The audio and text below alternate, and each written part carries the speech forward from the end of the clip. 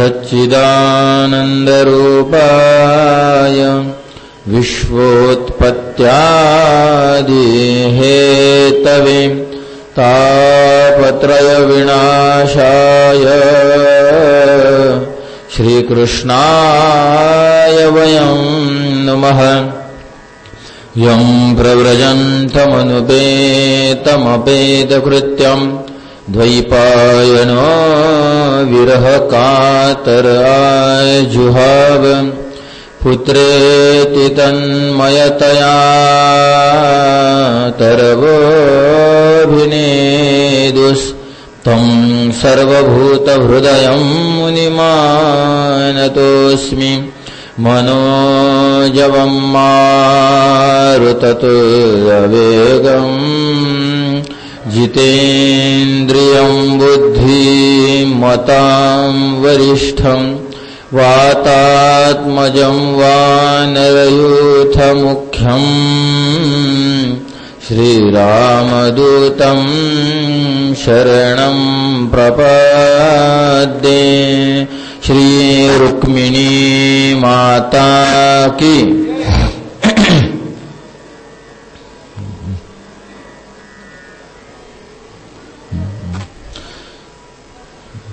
परीक्षिते कथां वक्तुं सभायां संस्थिते शुके सुधाकुंभं गृहीत्वैव देवास्तत्र समागमन्। पूजनीय श्री व्यास जी महाराज प्रणीत श्रीमद्भागवत महात्म्यातील प्रथम अध्यायातील वर्तमान त्रयोदश म्हणजे 13व्या श्लोकाच्या संबंधात आज आपण चिंतन करणार आहोत। या श्लोकामध्ये मागील श्लोकासाठी उदाहरण म्हणून व्यवस्था आहे। मागच्या श्लोकामध्ये आपण असं चिंतन करून गेलो की मनशुद्धी करता भागवताशिवाय दुसरा उपाय नाही। दुसऱ्या उपायाच्या माध्यमातून जर मनशुद्धीचा जर आपण विचार करायला लागलो तर आमचं शास्त्र म्हणते कफोनी गुड न्याय, या न्यायानुसार आपली परिस्थिती होईल। कफोनी गुड न्याय हा एक न्याय मानला जातो। जसे अनेक प्रकारचे न्याय आहेत त्यामधला हा एक न्याय आहे कफोनी गुड न्याय। कफोनी गुड न्याय म्हणजे आपल्या कोहणीला या कोपराला गुळ लावायचा। पुढे आहे का गुळ लावायचा आणि हाताच्या कोपऱ्याला गुळ लावून तो चाटायचा प्रयत्न करायचा। पहा गुळ आपण नंतर व्यवस्था करू, तसंच चाटून पहा। युक्त लावून दाखवा, गुळाची व्यवस्था नंतर करू आपण, त्याच्या याला लावून पहा। तर आपल्या कफोणीला, ज्याला संस्कृतमध्ये कफोणी म्हणतात, मराठीत कोपरा म्हणतात हाताचा, तर या कोपऱ्याला चाटण्याचा प्रयत्न केल्यावर जसा तो व्यर्थ आहे। कफोणी गुड न्याय, कोपराला गुळ लावून त्याला चाटण्याचा प्रयत्न करावा, तो जसा कधीच चाटल्या जाणार नाही।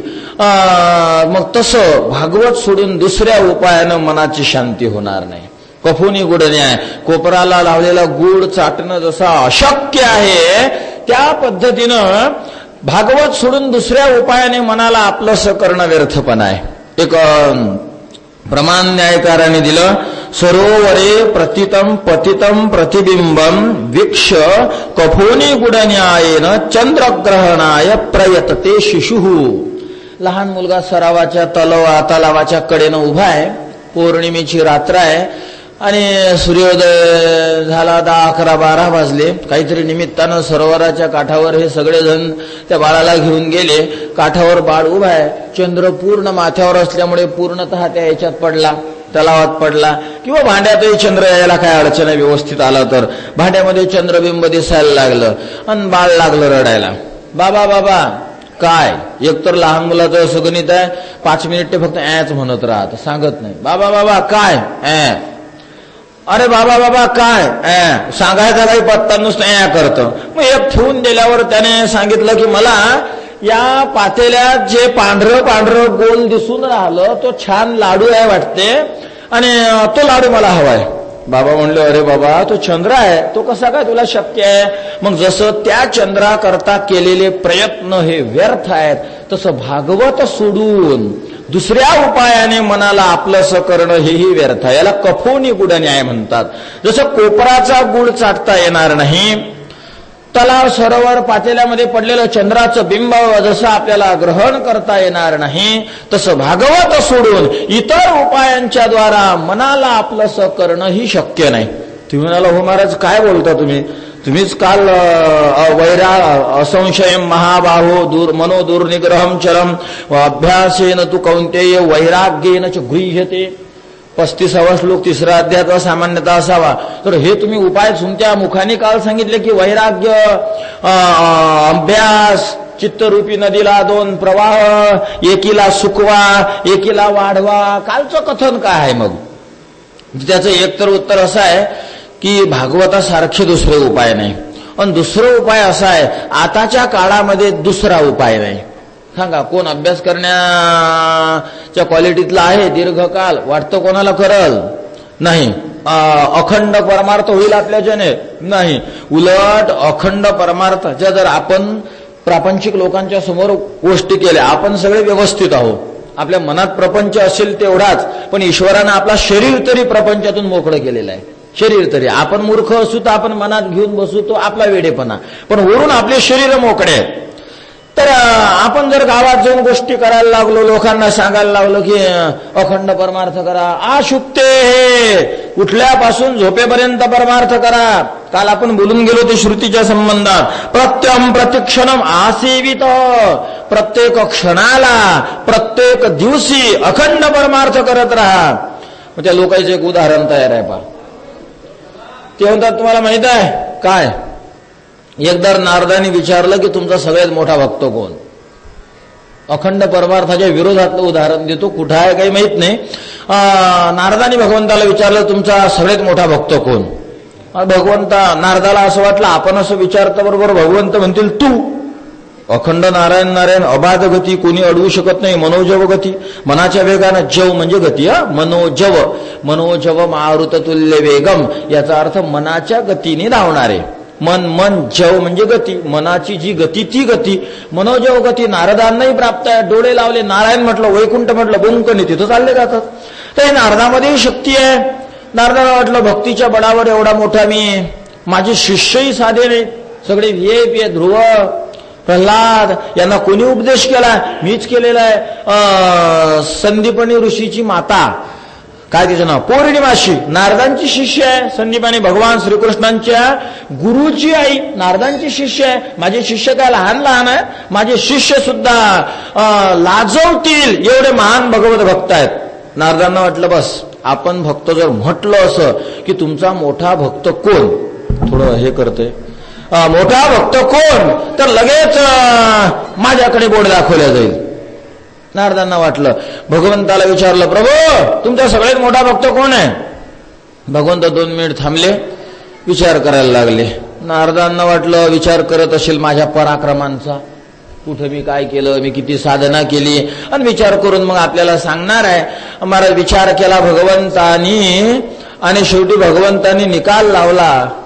मागचे बोलतच नव्हते, तुम्हीच बोलत, ते बोलून मागच्याला बोलणं. तर निकाल लावला भगवंतानी, वरून बोर्ड दाखवलं की भाऊ तो जो शेतकरी दिसतो ना, हा तो शेतकरी माझा 1 नंबरचा भक्त आहे.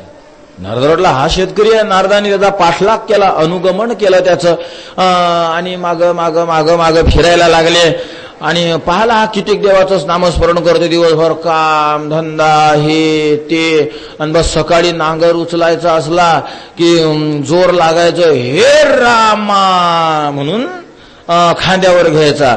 झालं सगळे कामं झाले की संध्याकाळी नांगर खांद्यावर घेऊन यायचा, आणि टाकत असताना हे रामा म्हणून दंदिशी टाकायचा आणि झोपायचा. महाराज नारदाने विचार केला, हे देवाचं नाव 2 खेप घेतलं, तेही असं घेतलं की जर भेटला असता तर हा नांगर तुझ्याच डोक्यावर टाकला असता, सकाळी जर तू असता तर हा नांगर तुझ्याच खांद्यावर दिला असता. एवढ्या जोशामध्ये हा म्हणून राहिला, आणि हा कसा भक्त. मग भगवंताजवळ गेले. मग भगवंताने परीक्षण घ्यायचं ठरवलं. मग सांगितलं की हातात काही दिवा दिला, आणि हा दिवा घेऊन पूर्ण पृथ्वीला प्रदक्षिणा कर, मग तू माझा खरा भक्त. नारदाला वाटलं ठीक आहे. दिवा घेऊन फिरायला लागले. थोडा झुळझुळ झुळझुळ मध्यंतरी वारा यायचा. मग वारा आला की नारदजी त्याला असं झाक, देवानच सोडला तो वारा. असं कर असं कर असं कर असं कर असं कर. पुऱ्या दिवस भयामध्ये पृथ्वीची प्रदक्षिणा करून भगवंताजवळ आले. देवा बघा विजू नाही दिला, एकदम जसाचा तसा ठेवला. भगवंत म्हणतात अरे वा, बरोबर ठीक आहे, दिव्याचं कळालं. बरं आज सकाळपासून तुमचं नामस्मरण किती झाला?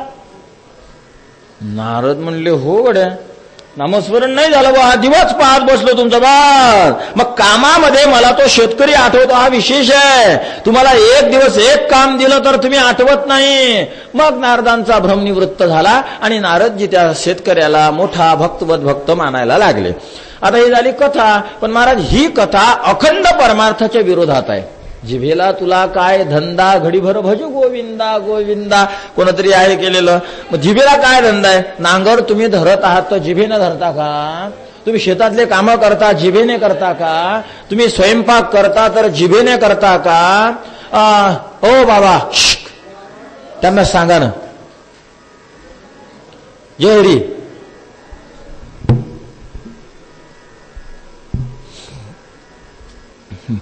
तुम्ही घरातले कामं करता जिभेने करता का?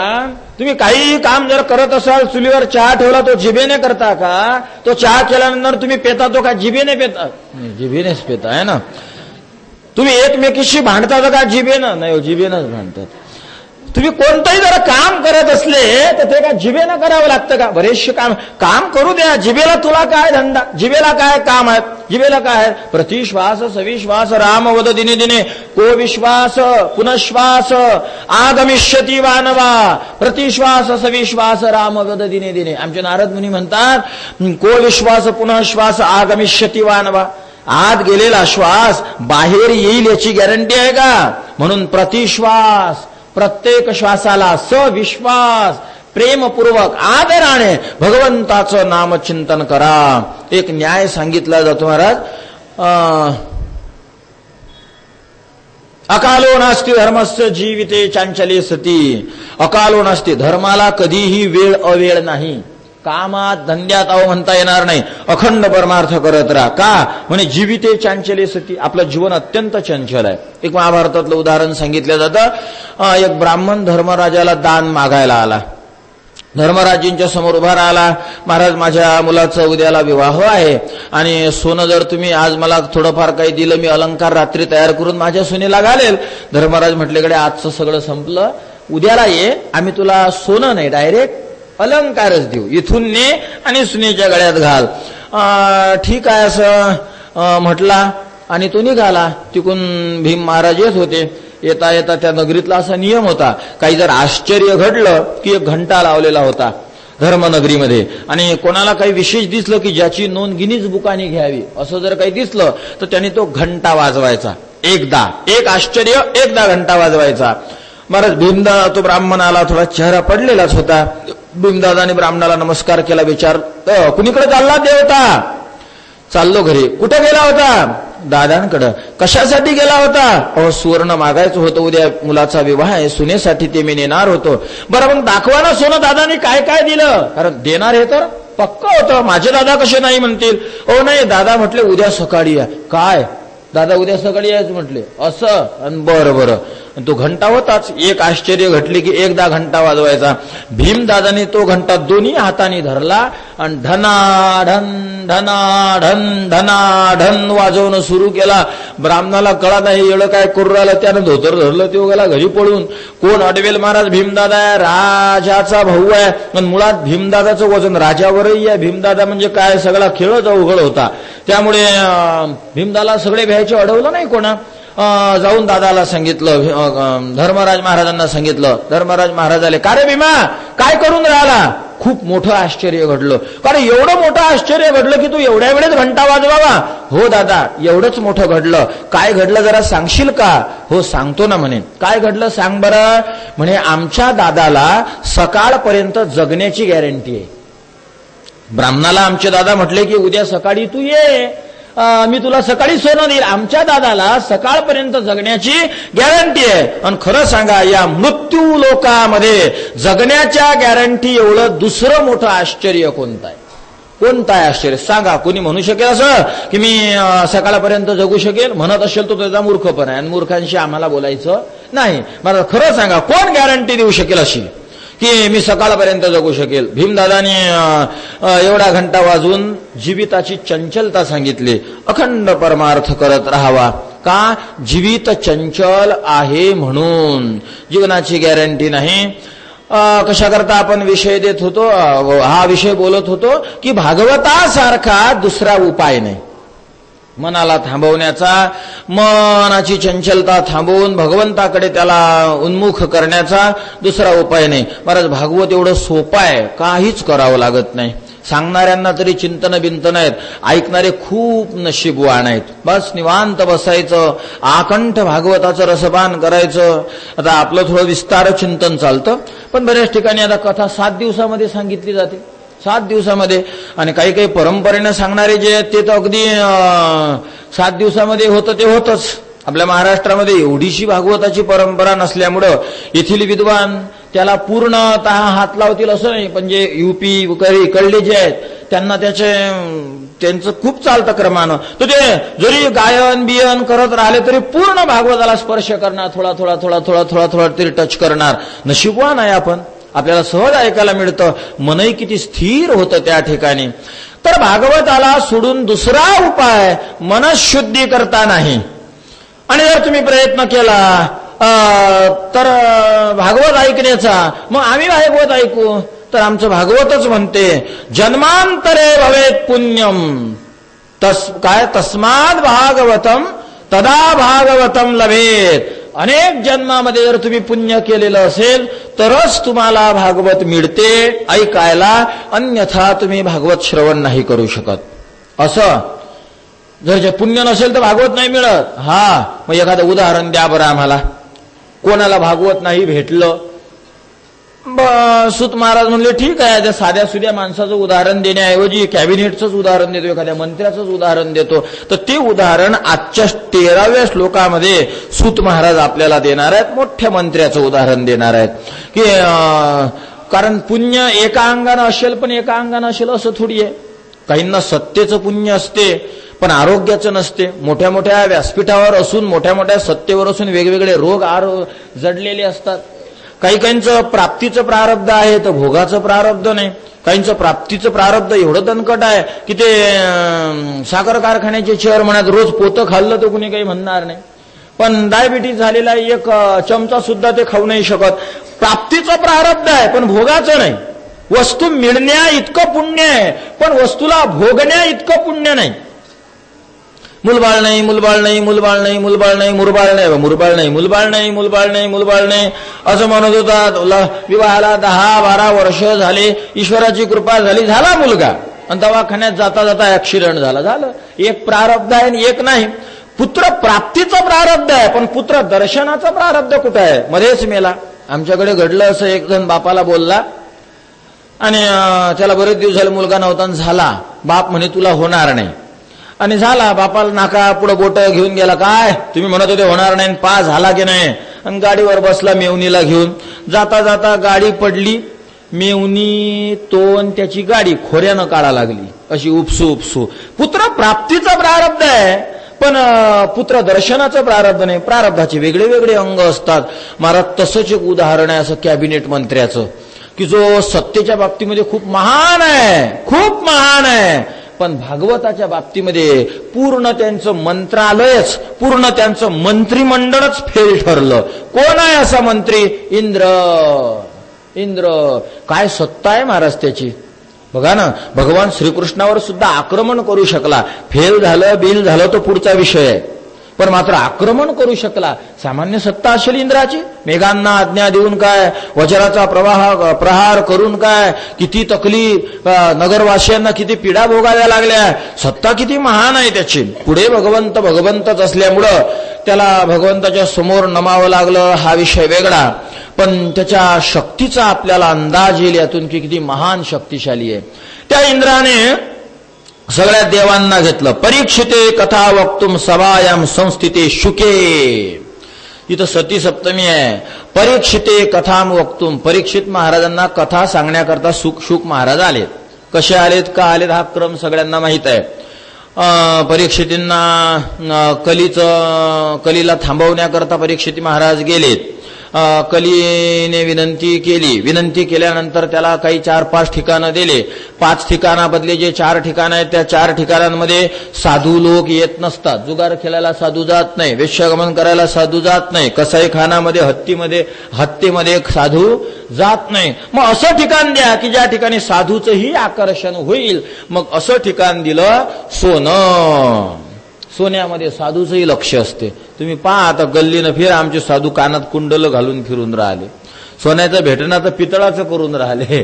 त्याला वरून खालून रुद्राक्षामधून काऊन करतात काही कळायला तयार नाही. कर्णवेध असावा.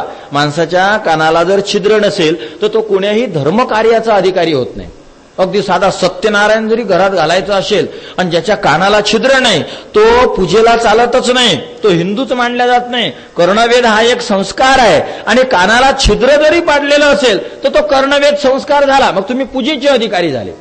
ज्याचा कर्णवेध नाही तो पूजेचा अधिकारी नाही. ज्याने नुसती शेंडी ठेवलेली नाही आमच्या हिंदू धर्मानुसार तो पूजेचा अधिकारी नाही. तो अगदी कोण्याच पद्धतीनं त्याला हिंदू म्हणता येणार नाही. हे सगळे आहेत गुणधर्म, आचारसंहिता आपली हिंदूंची. काय सांगत होतो आपण, कर्णवेध. आता बरेच महाराज लोक कानामध्ये ते कुंडल बिंडल सोन्याचे घालत राहतात. तर सोन्याचं आकर्षण सगळ्यांना आहे. हत्येचं आकर्षण नसेल साधूला, जुगाराचं आकर्षण नसेल साधूला, इतर सगळ्या वेश्यागमनाधिकांचं आकर्षण नसेल साधूला, पण सुवर्णाचं आकर्षण दिलं. यांच्या घरामध्ये जरासंधाचा मुकुट होता आणि तो परीक्षितीने धारण केला होता. जरासंध मारल्यामुळे तो मुकुट यांना मिळाला, पांडवांना तो होता, यांनी तो घातला. अनितीने कमवलेलं सुवर्ण असेल तर त्यामध्ये कलियुगाचा संचार असतो, हे ध्यानी ठेवा. आणि आता जरासंधाला मारलेला जो आहे तो काय सामान्य अनिती होती त्याची. महाराज जेव्हा परीक्षिती महाराज यज्ञ करायला लागले, नाही जन्मेजय म्हणजे परीक्षितीचे सुद्धा पुढचे वंशज जन्मेजय यज्ञ करायला लागले. व्यास महर्षींना बोलवलं. कारण त्यांना यज्ञ असा करायचा होता की माझ्या पूर्वजांना परीक्षिती महाराजांना सर्पाने चावलं ना, सर्पामुळे मृत्यू झाला ना, मग मी या सर्पांचा पूर्ण पडसा पाडणार आहे, यांना संपवणार आहे. व्यास महर्षींची सल्ला घेतली यज्ञविज्ञाच्या संबंधात. तर व्यास महर्षी म्हणायला लागले, तू या पैशांच्या द्वारा यज्ञ नाही करू शकत. मी सप्रमाण बोलतो, हे ऐकलेली कथा नाही, वाचलेली सांगतो. तू यज्ञ नाही करू शकत. धनंजय म्हणला, का बरं मी यज्ञ नाही करू शकत? अरे तुझ्या पूर्वजांनी हे धन अनितीचं कमावलं म्हणे, युद्धाविद्धाच्या माध्यमातून प्राप्त झालेलं आहे. ज्यांच्याकडून मिळवलं त्यांनी हे अत्यंत अनितीने मिळवलेलं होतं. त्यामुळे हे धन शुक्ल धन नाही, हे असित धन किंवा कृष्ण धन आहे. 3 धन आहेत ना, कृष्ण धन, असित धन, शुक्ल धन. तर या शुक्ल असित धनाला दुसरं नाव आहे शबल धन. कृष्ण धन, शबल धन, कंसामध्ये असित धन आणि पुढचं कृष्ण धन. तर हे शुक्ल धन नाही, त्यामुळे तू यज्ञ नाही करू शकत. मग भरपूर विचार केला. मग त्याला शुक्ल धनाचा पत्ता दिला. त्या डोंगराजवळ तो गेला, त्यातून धन काढून आणलं, त्या धनाने परत पुढे यज्ञ केला. महाराज जे अनितीचं धन असते त्याला भगवंत सुद्धा स्वीकारत नाही. काही काही लोकांना असं वाटतं आपण 2 नंबरने पैसा कमवू आणि 2-4 पावत्या फाडल्या, परमार्थाला सप्ताहाला थोडीशी देणगी दिली की आपलं धन चांगलं झालं आणि आपले मुलंबाळ चांगले जगतील. पण हा भ्रम आहे. देव सुद्धा असं स्वीकारत नाही. देव सुद्धा या धनाचं ग्रहण करत नाही. शबल धनापर्यंत शुद्धीचा विचार केला जातो, पण कृष्ण धनाच्या शुद्धीचा, ज्याला ब्लॅक मनी आधुनिक शब्दात म्हटलं जातं, कृष्ण धनाच्या शुद्धीचा विचारच नाही. ते धन त्यागच करावा. या धनाचा वापर कधीही परमार्थाला करता कामा नये. तर यज्ञ नाही करू शकला. मग आता सगळं अनितीच होतं. जरासंध तर अत्यंत नालायक. त्याने किती जणांकडून बेईमानीने कमवलं, कितींवर कसे कसे आक्रमण केले याचा अंदाज नाही. आणि तो मुकुट जरासंधाचा आमच्या परीक्षिती महाराजांनी धारण केला. त्यामध्ये कलीचा संचार झाला. ऋषीला त्यांनी त्रास देण्याचा प्रयत्न केला. मेलेला सर्प त्यांच्या गळ्यात टाकला.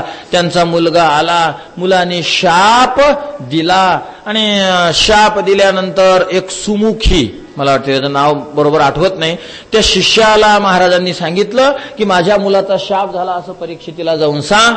तो परीक्षितीकडे आला. परीक्षितीला शाप ऐकता बरोबर आनंद वाटला. आनंद का वाटला? कारण माझं मरण मला कळालं. जगात असा एक तरी माणूस आहे ज्याला मरण कळतं? एक तरी आहे? सांगा बरं. परीक्षितीला कळालं की मी 7 दिवसाने मरणार आहे. आपल्याला कळतं? आपल्याला तर आताची 2 मिनिटाची गॅरंटी नाही, आपण 5 मिनिटात मरू शकतो. आपली कोणत्याच प्रकारची शाश्वती नाही. परीक्षितीला वाटलं चला पक्के 7 दिवस आपल्याकडे आहेत, म्हणून तो फिरायला लागला. लगेच सगळं सोडून दिलं. 7 दिवसामध्ये मुक्ती परीक्षितीला मिळाली. पण भागवत 7 दिवसामध्ये परीक्षितीनं ऐकलं असं काही नाही. कारण एक साधा अंदाज आपल्याला लावता येईल. 7 दिवस परीक्षितीच्या जवळ राहिले, पण मुक्तीसाठी 7 दिवस राहिले. पण भागवताचे 7 दिवस कसे? जेव्हा त्याला कळालं मी मरणार आहे, एका सेकंदात लगे भागवत ऐकायला बसला का तो? शुकाचार्यांसारखे लहरी महात्मे भेटणंच ते एक विशेष अशा प्रकारचा मेळ बसणं आहे. घरी राहिले असतील, राज्याची थोडी संगत लावावी लागली असेल, परत घरून निघाले असतील, निघले जंगलामध्ये फिरत होते, तिथं शुकाचार्य योगायोग दिसले. 2-3 दिवस तरी याद गेले असतील. काय 5-6 दिवस 4-5 दिवस भागवताचं श्रवण परीक्षितीला घडलेलं असावं. कारण शाप ज्या दिवशी कळाला तिथून पासून 7 दिवस होते आणि कळून घरची व्यवस्था करून निघून जाणं याला वेळ लागणार होता. नाही, घरची व्यवस्था त्यांनी बघितली नसेल, मग त्यांना महापाप लागेल. राजा असं पद कसं सोडू शकेल? त्याच्या उत्तराधिकारीची व्यवस्था न करता अराजकता मातेल. स्वतःच्या मुक्तीसाठी पूर्ण राज्याला नरकात घालायचं का? राजा नाही म्हटल्यानंतर पूर्वीच्या काळामध्ये महाराज 2 राजाच्या मधला जो संधी काळ असायचा ना, एक राजा संपल्यानंतर दुसऱ्या राजा बसेपर्यंतचा काळ तो जर भरपूर गेला तर तेवढ्यामध्ये खूप चोरटे मातायचे, चोऱ्या करायचे, खून दरोडे पडायचे, बलात्कारादी कुकृत्य व्हायचं, वेगवेगळ्या प्रकारचे लुटा व्हायच्या, धन दौलत सगळी लुटली जायची. का तर म्हणे राजाने. आणि परीक्षिती जर तसाच तपाला निघून गेला, मागची व्यवस्थाच केली नाही, हे जर तत्कालामध्ये चोरट्यांना कळालं असतं तर धुमाकूळ मातला असता. तर हे तर मग स्वतःच्या उद्धारासाठी त्याच्या राज्याचं अवकल्याण परीक्षिती करतो असा त्याचा अर्थ झाला असता. असं तर परीक्षिती कधी करणार नाहीत.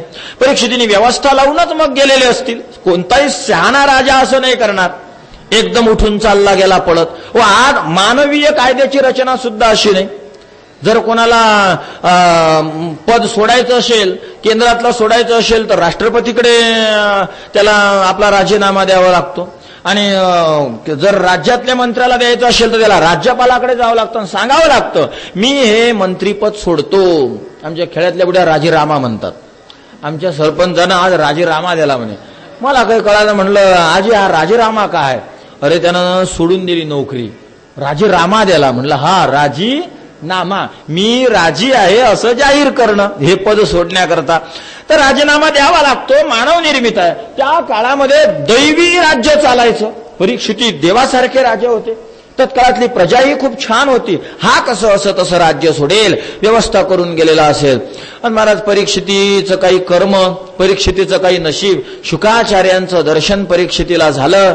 विनंती केल्या गेली. शुकाचार्य कुठेही न थांबणारे होते. यम प्रव्रजंतम, प्रव्रजंतम अखंड चालणारे होते. महाराज नदीचा प्रवाह ही नदीची शोभा आहे आणि चालता साधू हे साधूची शोभा आहे. साधू कधी एका ठिकाणी नसतो. वास्तव जे साधू आहेत, काही काही साधूंनी पुस्तकं लिहिलेली एका, तर त्यांनी बरंचसं काही आयुर्वेदाची माहिती लिहिली. मग मी पाहिली, म्हणलं याच्याविषयी अधिक माहिती आपण फोन करून या साधू बाबांना विचारूया. तर त्यांनी सूचना दिलेली. मी उदासीन संप्रदायाचा साधू आहे, मी एका ठिकाणी कधीच नसतो. 5 मिनिटाच्या नंतर मी कुठं असेल हे मला माहित नाही. एवढा मोठा ग्रंथ प्रकाशित करून कोण केला याचा पत्ता नाही, साधू कुठं आहे याचा अंदाज नाही आता. त्यामुळे मी जे लिहिलं, जे कळालं त्यावर तुम्ही औषधोपचार करण्याचा प्रयत्न करा. आणि माझा पत्ता नाही, आणि मी स्वतःच सांगू शकत नाही तुम्हाला की मी उद्या कुठं आहे, मी परवा कुठं आहे, मी ढळवा कुठं आहे. एका ठिकाणी गेलो की मी परत त्या ठिकाणी कधीच येत नाही असं पुस्तकच प्रकाशित केलं त्यांनी. आणि खाली सूचना दिली की जे तुम्हाला कळलं तेच पहा. प्रवाहाने जशी नदी स्वच्छ राहते तसा चालण्याने साधू स्वच्छ आणि व्यवस्थित अशा प्रकारे राहत असतो. साधू छान राहतो. साधूनं कधी एका ठिकाणी घर करून नाते संबंध जोडण्याचा प्रयत्न अति करू नये. जमेल तेवढं अलिप्त वेगळं मोकळं राहण्याचा साधूने प्रयास करायला पाहिजे. जे संबंधात आले त्यांच्याशी कायम परमार्थाची चर्चा करून अखंड त्यांच्यामध्ये साधना वृद्धिंगत करावे, साधना वाढवावी. आता मला आनंद वाटतो आमचे श्रोते जे हातात यंत्र बिंत्र माळी विडी दिसतात, खूप नामस्मरण करा. हे मुळात याच्यासाठीच भेटलेला आहे हा देह. हे वेडेपण आहे आपलं बाकीचं करणं, करावंच लागत नसतं, हे होत असतं. हेच तर कळत नाही. महाराज सांगा बरं तुम्ही काय केलं, किती झालं? काहीच नाही. जे होतं तर आता आपण काहीच करत नसतो. संसारामध्ये काहीच नाही करावं लागत महाराज. करोडपती होण्यासाठी प्रयत्न करणारे एक माणूस आहे का दोन आहेत? की पंढरपुरात किती असतील? सगळेच आहेत. वरून म्हणतात धनाचं काही काम नाही, पण हा हात असा लावतात खिसा कापू नये म्हणून. वरून बोलायचं धनाचं काम नाही, पण खिसा सांभाळत राहायचा. असे झरझरे किशी शिवतात. माझ्यात नाही ना काही. वरून 1000ची नोट ठेवतात म्हणजे तेवढी तरी दिसावी. ती मागच्या वर्षीपासून तीच आहे, अजून काही बदलली नाही. वर 10-12 रुपये येतात, त्याच्यावर व्यवहार भागवायचा. 1000 जसेच्या तसेच लोकांना दाखवायला. कोणाला धनाची अपेक्षा नाही, सगळ्यांना आहे. पण सगळे धनिक होतात काय, हा मला सांगायचा मुद्दा आहे. होतात काय नाही. मग ज्याच्या प्रारब्धात असेल त्याला मिळतं, नाही तर मग आहे पोट भरून जीवन जगणं ईश्वराच्या कृपेनं चालूच आहे. तर प्रारब्धाविषयी आपण बोलत होतो. मूळ विषय काय होता? साधू चालता भला. प्रारब्धाचा विचार संसारिकांना संसारातल्या गोष्टी सांगूच नाही. कोणी कोणी काही जरी संसारातलं विचारत राहिलं तर त्याच्या समाधानासाठी 2 मिनिटाचं उत्तर द्यावं. पण आपल्या अंतःकरणामध्ये मात्र त्या सकाम साधनेविषयी कोणत्याच प्रकारची भावना नसावी. अखंड नामचिंतन, परमार्थ, देव, धर्म यामध्ये आपण कायम अशा प्रकारे रत राहायला पाहिजे. यातच जीवाचं अशा प्रकारे भलं आहे. हे साधूचं काम आहे. साधूनं चालत राहावं, त्याने मनाने सुद्धा चालत राहावं. कोणत्याच विचाराला संसारातल्या आधार नाही द्यायचा. लगेच ओलांडायचा. शांत राहायचं. नदी जशी बहती भली असते, वाहती चांगली असते, तसं साधूही चालता चांगला असतो. आमचे शुक महाराज अखंड चालत होते. कधी कुठं थांबायचं नाही, फिरत राहायचं. परमात्म्याचं ध्यान धारणा चिंतन करत करत महाराज परमार्थातला हा प्रव्रजंत लेवलचा जो आनंद आहे, या आनंद तर आपल्यापासून दूर आहे खूप. पण सामान्य व्यवहारातला साधनेचा जरी आनंद आपण भोगण्याचा प्रयत्न केला तरी तो आनंद सुद्धा खूप महान आहे. पण आपण तिथपर्यंतही पोहोचत नाही. काय करावं? असे जवळ येतो महाराज आणि लगेच एखादी संसारिक घटना आपल्याला खाली घेऊन येते. एक मी गोरखपूरच्या एका पुस्तकात वाचलं होतं. एक मुलगी घरी असताना, वडिलाच्या घरी असताना, गावाच्या बाहेर महादेवाचं मंदिर होतं. तिथं जायची पूजेला रोज. 1.5-2 किलोमीटर ते मंदिर दूर. 1.5-2 किलोमीटर रोज जायची पूजेला. पाणी बिनी बिल्वपत्र घ्यायची.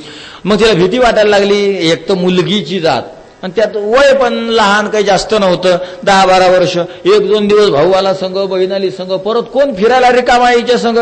तुझी पूजा आणि तुझा देवधर्म. एक भाऊ गेला आणि एक पिंड घेऊन आला आणि दिली थापून, याची पूजा करत जा. पण आता ज्याचं जिथं मन रंगलं तिथं रंगलं, त्याला काय उपाय आहे? काही काहींचं मन कुठं रंगलं याला काय सांगता येते? मला जुगार घरामध्ये लोक 24 तास रंगतात, जातात तिथं खेळतात. आपण डोकावून पाहिलं की असं वाटतं का राक्षस बसलेले आहेत काय? कुणीकडून आपलं तोंड असं झालं आणि आपण त्यांना पाहिलं असं आपल्याला वाटतं. कसंही खाण्यामध्ये आयुष्य पिढ्याने पिढ्या गेलेले माणसं आहेत. आणि आपण जर फक्त असं कडेनं पाहिलं तर लगेच आपली नजर मोडून आपण दुसऱ्या बाजूनं घेऊन जाण्याचा प्रयत्न करतो. कोणाचं मन कुठं रंगल याचा काही अंदाज आहे का? नाही. तर या मुलीचं मन महादेवाच्या पिंडीमध्ये खूप विशेष रूपानं रंगलेलं, आनंदी झालेली. आणि घरी आणून दिलेल्या पिंडीत काही मन रंगाना. सांगायला लागले घरचे इथं कर. नाही, ताट घ्यायची निघायची. महाराज काही दिवसानं तिला असं भासायचं की रस्त्यानं तिच्या सोबत कोणी चालतंय. खन छन ढन काहीतरी आवाज येतो, काही मध्ये डम होतं, म्हणजे डमरूचा आवाज येतो, काही त्रिशूलाची खनखनाट ऐकायला येते. मग तिला नंतर अशी धारणा झाली की माझ्यासोबत महादेवजी स्वतः असतात, मला भ्यायची गरज नाही. काय परमार्थातला अधिकार आहे? सामान्य आहे. चालायची रोज. भाऊ म्हणायचा, बाई आज मी रिकामपणा येऊ का तुझ्यासोबत? नको येऊ माझ्यासोबत देव असतो, महादेव असतो. आनंदात चालायची. असं एवढा अधिकार महाराज. झाला विवाह, झालं लग्न, लागली संसाराला. संसारामध्ये सासू सुना पती यांच्या सेवेमध्ये रत झाली, देवाला पूर्णतः विसरून गेली, केवळ संसाराला आंदणी दाशी दिल्यासारखी वागायला लागली.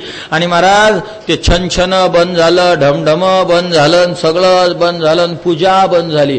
म्हणजे जिच्या सोबत महादेव चालतात ती सुद्धा एवढी रिटर्न आली की परमार्थातली कोणतीच अधिकारी राहिली नाही. म्हणजे तुम्ही जर शिथिल राहिलात तर प्राप्त झालेला परमार्थ सुद्धा हातातून जाऊ शकतो. अवस्था जर मिळाली ना तर तिला खूप जोपासा. चांगली आंब्याची कोई दिली एकाने, रोपटं दिलं, शेतामध्ये आपण लावून मोकळं नसतं व्हायचं, त्याला कुंपण घालायचं असतं, त्याला पाणी टाकायचं असतं. आणि एकदा का ते रोपटं मोठं झालं ना मग त्याला म्हैस जरी घासली तरी चांबडी सोलन पण झाड नाही पडत.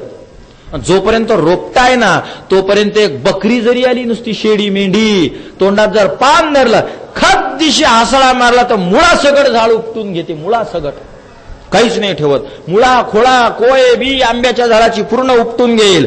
आणि ते जर आंब्याचं झाड विशाल वृक्ष झालं तर बकरी तर दूर, म्हैस जरी घासली त्या झाडाला तर तिची चांबडीतून रक्त निघते पण झाड नाही हालत. तसं आपलं परमार्थ जोपर्यंत रोपटं आहे तोपर्यंत खूप जोपासा. जोपर्यंत रोपटा आहे तोपर्यंत परमार्थाला खूप सांभाळा. आणि एकदा विशाल झालं की मग काही टेन्शन नाही. तुकाराम महाराजांना कोण खाली आनंद परमार्थातून?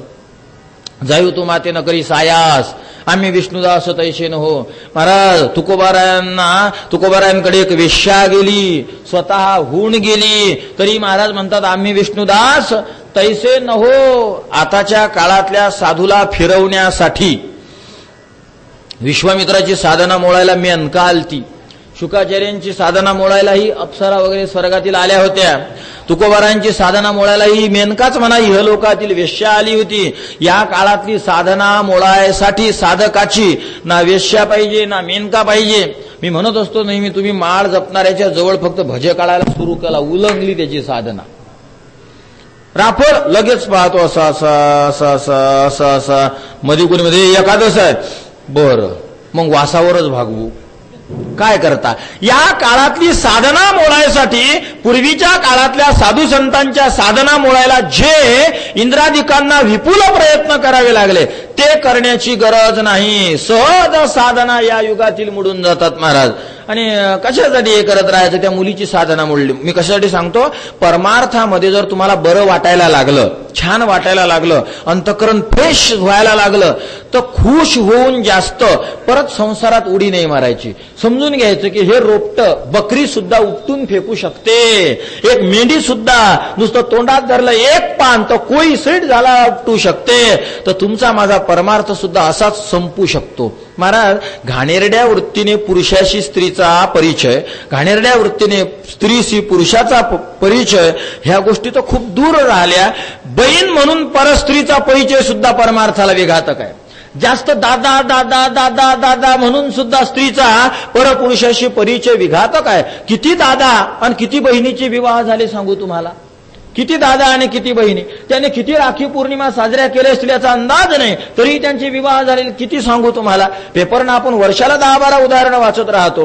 त्यामुळे दुसरी स्त्री बहिणी सारखी आहे आणि आई सारखी आहे. हा जो सारखी शब्द आहे ना मंडळी, हा वरून लावलेला आहे, हा ओरिजिनल नसतो. बहिणी सारखी, तो सारखी शब्द कधी निघेल आणि ती पत्नी कधी होईल याचा अंदाज नाही.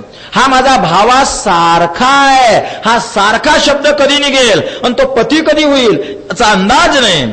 म्हणून परस्त्री बहिणी सारखी नाही मानायची, बहीणच मानायची. परपुरुष भावासारखा नाही मानायचा, तो भाऊच मानायचा.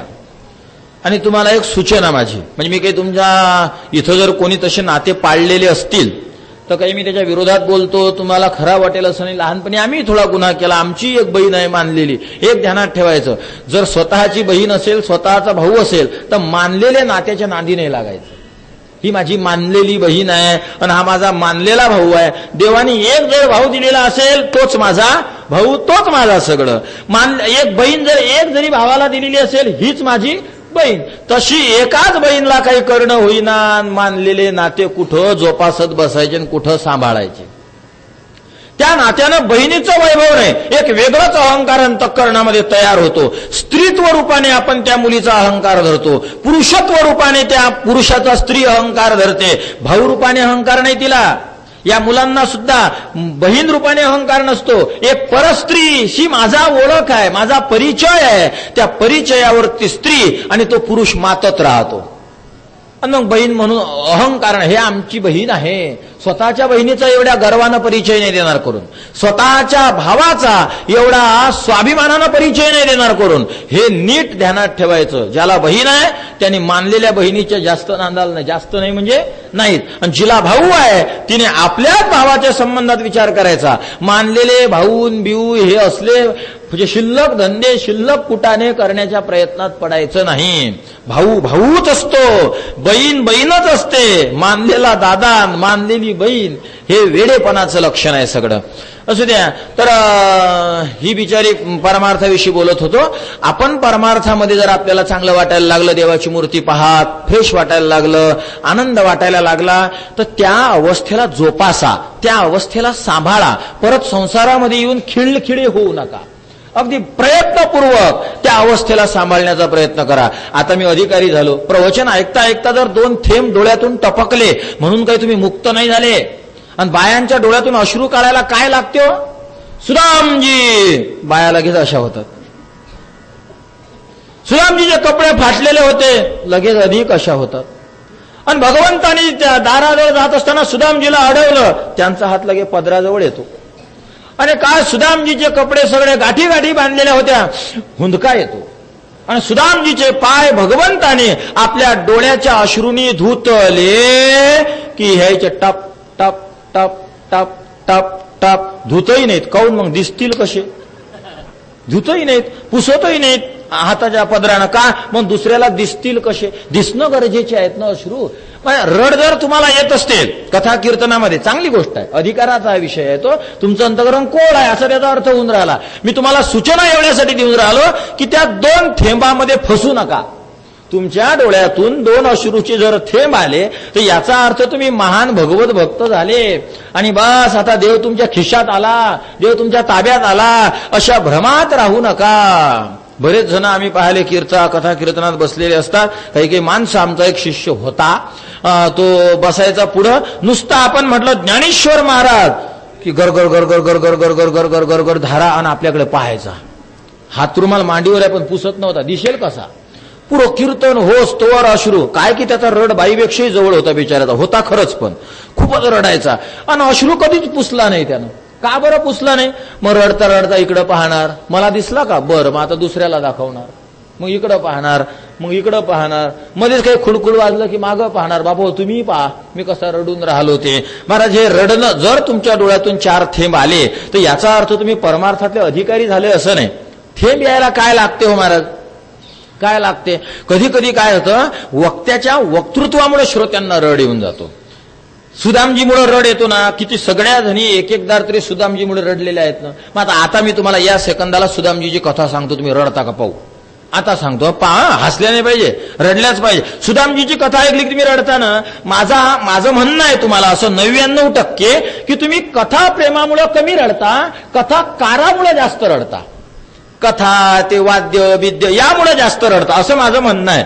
कथेमुळे तुम्ही रडता हे 1% कारण आहे, आणि कथाकारामुळं कथेच्या पद्धतीमुळे तुम्ही रडता हे माझं 99% म्हणणं आहे. नाही तर साधं उदाहरण पहा, मी तुम्हाला कथा सांगतो सुदामजीची, बघू कोणत्या कोणत्या बाया रडतात, मी ध्यान देतो त्यांच्याकडे. बघा मी तुम्हाला कथा सांगतो. सुदामजी होते, गरीब ब्राह्मण होते, त्यांच्या पत्नीचं नाव सुशिला होतं. सुशिला पत्नी होती, तिनं इकडून तिकडून तांदूळ गोळा केले, सुदामजीजवळ बांधून दिले. सुदामजीनं पोटली बांधली, सुदामजी भगवंताकडे घेऊन आले आणि ते तांदूळाची पोटली भगवंताकडे घेऊन आले. द्वारपालान पाहिलं, सुदामजीची अस्ताव्यस्त व्यवस्था झालेली आहे, सगळं इकडे तिकडे हे आहे, अंगाला बांधलेलं आहे. आणि एका द्वारपालाला दया आली, तो भगवंताजवळ गेला, भगवंताला सांगितलं कोणीतरी तुमचा जुना मित्र आहे म्हणतात आणि तो आलेला आहे. आणि भगवंत बरोबर बरोबर बरोबर बरोबर भगवंत बाहेर आले. भगवंताचा पितांबर पडला, लोकांना चिंता वाटली, हा इकडं कुणीकडे धावायला लागला.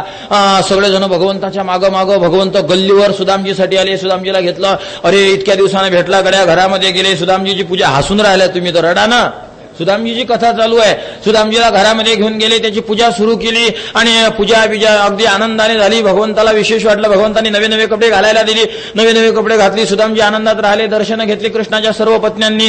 सुदामजीने आशीर्वाद दिला, सौभाग्यवती भव, अष्टपुत्र सौभाग्यवती भव. आणि असा आशीर्वाद देता देता एक बुडी आली, जी विधवा होती. तिला सुदामजी म्हणतात, अष्टपुत्र सौभाग्य होते. बुडीने शिव्या दिला, का वेडा का खुडार तू? म्हातारी मी विधवा होऊन 50 वर्ष झाले, माझं वय आता 105 वर्ष आणि मला अष्टपुत्र सौभाग्यवती म्हणतो. सुदामजीला वाटलं अरे चुकलं, मग डोळे उघडून आशीर्वाद द्यायला लागले. अशी सगळी कथा झाली. सुदामजी निघाले आणि निघत असताना नवे नवे कपडे कृष्ण म्हणतात, अरे सुदामा तुझे कपडे दे की. अरे माझे आहेत ते. बरोबर फाटके कपडे घातले सुदामजींनी, नवे कपडे भगवंताला दिले. सुदामजी गावामध्ये आले, त्यांचं गाव सोन्याचं झालेलं होतं. मग त्यांनी सुखानं संसार केला. एकत्र रडलं नाही. तुम्ही कथेमुळे रडता, तुम्ही कथाकारामुळे रडता. मला हेच म्हणायचं आहे, कथेमुळे रडणं हा परमार्थ आहे. कथेमुळे रडणं, कथाकारामुळे रडणं ही अंतःकरणाची त्रुटी आहे एक. हा पण तरी मी तुम्हाला शाबासकी देतो, जर तुम्ही कथाकारामुळे रडत असाल तरीही तुमचं अंतःकरण कोमल आहे, म्हणूनच तुम्ही रडता ना. जेव्हा तो कथाकार बोलत असतो तेव्हा आमच्यासारखा जवळ बसल्यावर आपण पाहिलं काय ऍक्शन चालू आहे आम्ही असं म्हणतो. आणि तुमच्या डोळ्यातून जर अश्रू येत असेल तर मान्यच करावं लागेल की तुमचं अंतःकरण कोमल आहे म्हणून स्त्रियांचं. पण या भ्रमामध्ये राहू नका की आपण रडलो म्हणून देव मिळाला. कधीच नाही राहायचं. असे थेंबाचे पाठ वाहले तुमच्या डोळ्यातून तरी या भ्रमात नाही राहायचं की मी परमार्थातला अधिकारी झालो. ही माया आहे. ही माया तुम्हाला परमार्थातला आनंद देऊनही फसवते. कधी साधू फिरता भला इथून आपला विषय निघाला होता. आमचे शुक महाराज अखंड भ्रमण करायचे. योगायोग त्या दिवशी तिथं आले. आल्यानंतर परीक्षितीने विनंती केली. शुक महाराज निघणार होते. परिचय विचारला, तू कोण? मी पांडवांचा वंशज आहे. अरे अरे, आपण याच्या पूर्वजाच्या यज्ञातला एक अन्नाचा शीत खाल्लेला आहे, त्याच्यासाठी याला सांगणं गरजेचं आहे. शुक महाराज थांबले. भागवत विगवत अशा पद्धतीने पूर्वी पाठ नसायचे. सगळं तयार असायचं, मुखोद्गत असायचं, विशाल बुद्ध्या असायच्या. अगदी व्यासपीठासन झाले, डोळे लावून कोणी कथाकार, कोणी कसं वेगवेगळ्या पद्धतीने चर्चा. आता तर 2-2, 3-3 ग्रंथ घेऊन बसावं लागतं. कलियुगाची बुद्धी आहे, त्याला कोण काय करेल. शुकाचार्यांनी कथा सांगायला सुरुवात करणार. आता आलो आपण आपल्या श्लोकावर. परीक्षिते कथा वक्तुम सभायाम संस्थिते शुके. परीक्षितीला कथा सांगण्यासाठी शुक महाराज आलेले असताना, शुक महाराज उपस्थित झालेले असताना आता कथेला सुरुवात होणार. तर तेवढ्यामध्ये सुधा कुंभम गृहीत्वैव देवास्तत्र समागमन. अमृताचा कुंभ, अमृताचं कलश भरून घेऊन सगळे देव शुकाचार्यांच्या समोर हजर झाले. काय म्हणणार आहेत ते पुढच्या श्लोकात आपण पाहू.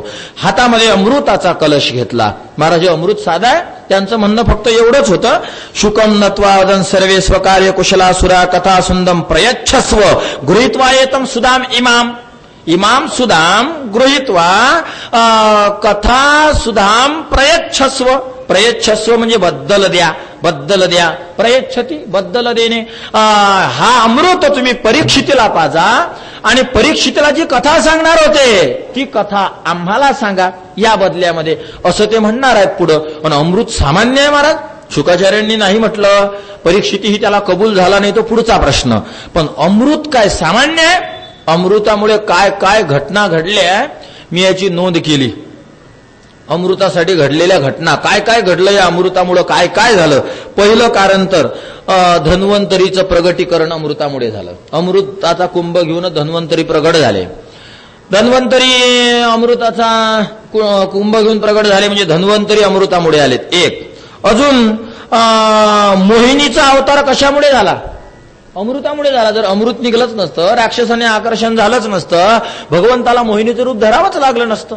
सगळे घेऊन पळाले. राक्षसांनी जर अमृत पिलं असतं तर भयंकर झालं असतं. राक्षसांना एक नीट ध्यानात ठेवा, राक्षसांना कसलीच भीती नसते. इज्जत जाण्याची भीती नसते, लाज जाण्याची भीती नसते, अपमान होण्याची, ते एकच पर्यायी शब्द आहेत. कसलीच भीती नसते त्यांना. त्यांना स्वतःची पत्नी मेरेल याची भीती नसते, आपलं सगळं खानदानाचं पांदान वाजन याची भीती नसते. राक्षसाला फक्त माझा जीव जाऊ नये एवढंच वाटत असतं. तो राक्षस आहे, त्यालाच असुर म्हणतात. असून रक्षयती इति एव असुर. जो असू म्हणजेच प्राण, असु म्हणजे जीव आणि र म्हणजेच रक्षण करणे. असु र जो जीवाचं रक्षण करण्याचा प्रयत्न करतो फक्त त्याला असुर म्हणतात. पण असे भरपूर आहेत, त्याला काही इज्जत बिज्जत नसते, अपमान नसते, काहीच नाही. 2 मारा पण 1 घास खायला द्या, तो खुश होणार. हो तंबाखू द्या, कानाखाली देईल. हो 2 द्या पण तंबाखू द्या. याला असुर म्हणतात. त्याला अपमान मान बिन काहीच कळत नसतं. हो ना, जर अपमान कळत नसेल ना तुम्हाला तर तुम्ही माणूस नाहीच, तुम्ही राक्षस आणि असुरच आहात. तुम्ही फक्त जीवाच्या संबंधात विचार करता. महाराज या असुरांना जर तत्कालामध्ये अमृतपान करायला मिळालं असतं तर ते झाले असते अमर. आणि असुराला भीती फक्त कशाची आहे? असुर. असु म्हणजे प्राण, प्राण जाऊ नये, मी जगावं, विषय संपला. एवढंच त्यांना अपेक्षा असते फक्त. आणि आज ते अमर असते. तुम्ही म्हणलं असते मग आम्ही त्यांचा अपमान केला असता. त्यांना अपमान कुठं कळतो? त्यांना त्यांच्या पत्न्या मुलं मारणं, त्यांची हत्या कुठं कळते? त्यांना फक्त स्वतःचा जीव कळतो, सत्ता कळते. त्याला असुर म्हणतात. ते असुर आहेत. जर यांनी अमृत पिलं असतं तर कसं भयंकर झालं असतं. म्हणून भगवंतांनी मोहिनी रूप धारण केलं, त्यांना फसवलं आणि ते अमृत देवांना पाजायला लागले. आणि महाराज हे राहू केतूच्या ध्यानात आलं. पहा, राहू केतूची निर्मिती सुद्धा कोणामुळे झाली? अमृतामुळे झाली. एक तर धन्वंतरी प्रगटीकरण अमृतामुळे झालं, मोहिनी अवतार धारण अमृतामुळे झाला. राहू केतू देवाच्या पंक्तीमध्ये बसले. हे चंद्र आणि सूर्यानी पाहिलं, भगवंतांनी सुदर्शन धारण करून त्यांचा शिरच्छेद केला. राहू शिरा, वरच्या मुंडक्याला राहू म्हणतात, खालच्या धडाला केतू म्हणतात. वरचं मुंडकं त्याला राहू म्हटलं गेलं, खालच्याला केतू असं कुठं कुठं म्हणतात. कोणी कोणी म्हणतं वेगळा वेगळा आहे. तर राहू केतूची निर्मिती अमृतामुळे झाली. बरं, मग त्या राहू केतूला राग आला की या चंद्राने आणि या सूर्याने आपल्याकडे बोट दाखवलं, थांबा आम्ही तुम्हाला सोडणार नाही. महाराज सूर्य आणि चंद्रग्रहणाची निर्मिती या अमृतामुळे झाली. सूर्याचे आणि चंद्राचे आरोग्यदायी किरण पृथ्वीवर न पडणं म्हणजेच ग्रहण. अगदी साध्या भाषेत बोलायचं झालं तर म्हणजेच ग्रहण. आणि महाराज वेद पाळा, वेदामध्ये खाऊ नका, पाणी पिऊ नका. ग्रहण काळामध्ये सगर्भा स्त्रीने, गर्भिणी स्त्रीने हात पाय वाकडे तिकडे करून बसायचं नाही. बाळ तसंच होते. का? कारण वरून जे किरण येतात, आई कशीही जरी वागली तरी त्या किरणांच्या द्वारा बाळाचं पोषण चांगलं होतं. पण आता सूर्यच जर हजर नाही, चंद्रच जर हजर नाही तर आईचा गुन्हा मुलाला भोगावा लागतो आणि ते बाळ वाकडं तिकडं होऊन जन्माला येतं. आमच्या मामीने, आमचा मामे भाऊ पोटात असताना कोणी सांगितलं सूर्यग्रहण तू पाहू नको. हिला काही राहवलं नाही. हिने असं असं असं असं असं असं असं असं करत पाहिलं. त्या पोराला आता जीवनभर तसंच करा लागून राहिलं. माझ्यापेक्षा मोठा आहे 4-2 वर्षाने. असं असंच करत चालते रस्त्याने ग्रहण. मग आता खरं सांगा, तो मुलगा आंधळा झाला कशामुळे? कशामुळे? कशामुळे? आईमुळे. कशामुळे? अमृतामुळे. अमृताची जर निर्मिती झाली नसती, राहू केतू मारले गेले नसते, राहू केतू झालं नसतं तर ग्रहण झालं नसतं, ग्रहण झालं नसतं तर हिनं तिकडे पाहिलं असतं तर हिच्या गर्भावर विपरीत परिणाम झाला नसता. अमृत सामान्य आहे. अमृताचे जसे गुण आहेत तसं पहा, सगळा विचार करून पहा. अमृतामुळे आमचा मामे भाऊ खराब झाला. थोडक्यात जर अमृतावर आरोप करायचा झाला तर आमचा मामे भाऊ अमृतामुळे खराब झाला. जर अमृत निघलं नसतं तर एवढे भानगड झाली नसती. चंद्र सूर्याचं ग्रहण अमृतामुळे. अजून आहे का? भगवान विष्णू आणि गरुडाचं भांडण अमृतामुळे.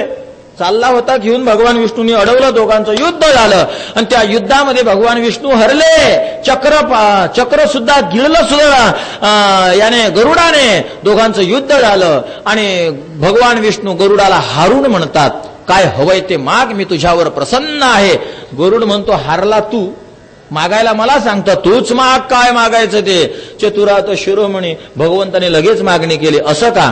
मग तू माझं वाहन हो. फसवला पठ्ठ्या. गरुड महाराज तेव्हापासून वाहन झाले. कशामुळे? अमृतामुळे हे सगळं झालं. अमृतामुळे. अजून पहा, आमच्या बजरंग बलीला हनुमान हे नाव पडलं. कशामुळे? अमृतामुळे. आता त्या अमृताचा हनुमान या नावाचा काय संबंध आहे? हे पहा, बजरंगबलीचा जन्म झाला, सूर्य लाल बुंद दिसला, त्याला ते फळ समजले. बजरंगबलीने त्या फळाकडे धाव घेतली. जेव्हा फळाला गिळणार तेवढ्यामध्ये त्या फळाला गिळायसाठी राहू महाराज आले होते. राहू काहून आले? अमृतामुळे हे अमृतामुळे घडलं. ग्रहणाचा दिवस होता. बजरंगबली त्या राहूकडे धावले. राहू पळाला. त्याच्या अधिकारामध्ये क्षती निर्माण झाली. तो इंद्राकडे गेला. इंद्र महाराज वज्र घेऊन आले आणि बजरंगबलीला वज्र मारलं. हनवटीवर खाली पडले आणि हनवटी सुजली. तेव्हापासून बजरंगबलीला हनुमान नाव म्हणतात. म्हणजे बजरंगबलीनं मार खाल्ला हे हनुमान पदातून दिसून राहिलं. याच्यात स्तुती नाही बजरंगबलीची, काय निंदा आहे. का हे कोण? हो हे नगरच्या स्टेशनवर मार खाल्लेले, हे आदर आहे. हा परिचय देत असताना असा दिला जातो कोणाचा? का हे कोण? अहो हे ते ना मागच्या वर्षी यांना PCR काढला होता. हे आदर आहे. बजरंगबलीला हनुमान का म्हणतात? मार खाल्ला म्हणून म्हणतात. कशामुळे? अमृतामुळे. अमृत नसतं तर राहू नसता बजरंगबलीची उडी नसती, किंवा उडी असती तर ती सक्सेस असती. मार खाण्याचा प्रसंग आला नसता. अमृत महान आहे सगळ्या बाबतीत. त्यानं काही चांगलं केलं, काही खराब केलं. अमृतासाठी किती किती घटना जगात घडल्या याचा विचार करा. देवासुर संग्राम, मी 10 घटनांची नोंद केली. 10 घटना. देवासुर संग्राम कोणामुळे घडला? अमृतामुळे. महाराज जेव्हा राहूचं आणि केतूचा शिरच्छेद जेव्हा करवला भगवंतानी सुदर्शनाच्या द्वारा, सगळे राक्षस एकीकडून आणि सगळे देव एकीकडून, देव आणि असुर यांचा मोठा अशा प्रकारचा संग्राम झाला. महायुद्ध झालं आणि त्या संग्राम किती भयानक झाला. खूपच त्याचं वर्णन शास्त्रामध्ये 10 अध्यायापर्यंत आहे. कोणता राक्षस कसा मारला, देवांना कशी पीडा झाली, मेलेले शुक्राचार्यांनी काही जिवंत केले. इकडे देवांच्या जिवंततेचा संजीवनी विद्या शुक्राचार्यांना असल्यामुळं त्यांनी बडी मारले होते. बडींना परत जिवंत केलं. किती मोठं प्रकरण घडलं. या सुधेचा कुंभ, या अमृताचा कलश घेऊन सगळे देव आमच्या शुकाचार्यांच्या समोर हजर झालेत. आणि या श्लोकातला एक बारकावा मी तुम्हाला सांगतो. सुधा कुंभम गृहीत्वा देवास तत्र समागमन. समागमन म्हणजे सोबत आले. यातून देवांनी देवत्व दाखवलं. यातून देवांनी आपल्याला शिक्षा दिली काहीतरी. सोबत आले. मला वाटतं असू द्या, याचं चिंतन आपण उद्यालाच करू. पुंडलिक वरदा हरी विठ्ठल श्री ज्ञानदेव. ठला विठला विठला विठला विठला.